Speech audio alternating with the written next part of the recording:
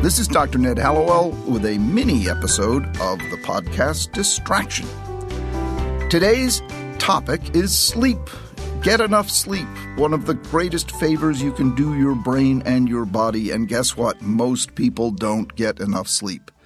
What is enough sleep? Now, that varies from person to person.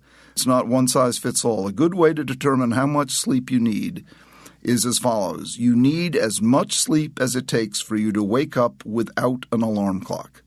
How much sleep does it take for you to wake up without an alarm clock? Assuming you haven't had alcohol the night before. Alcohol throws a monkey wrench into the works. So when you go to bed and you've had no alcohol, how long do you need to sleep and wake up on your own without an alarm clock? That determines your body is telling you how much sleep you need on a physiological basis.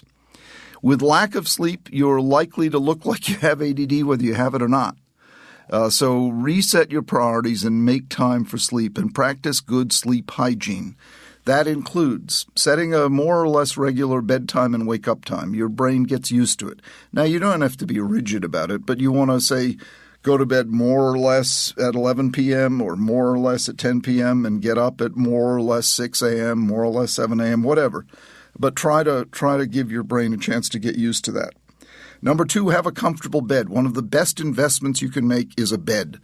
We still sleep in the bed that my wife and I bought 20 years ago for $5,000. At the time, I thought it was a ridiculously expensive bed, but you prorate that over 20 years, and it's an investment that has paid off wonderfully.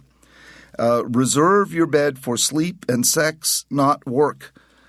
Unless you consider sleep and sex work, but most people don't. So reserve your bed for sleep and sex. Don't work in bed.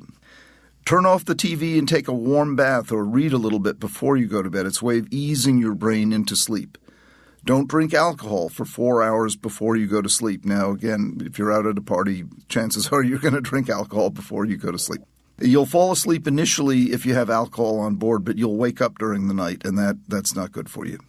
Same thing with heavy foods. Don't be a midnight snacker. I am an offender in this regard. I have tried to discipline myself not to. The tablespoon of peanut butter at midnight, not a good idea. Don't engage in heavy exercise before sleep. Don't toss and turn if you can't sleep.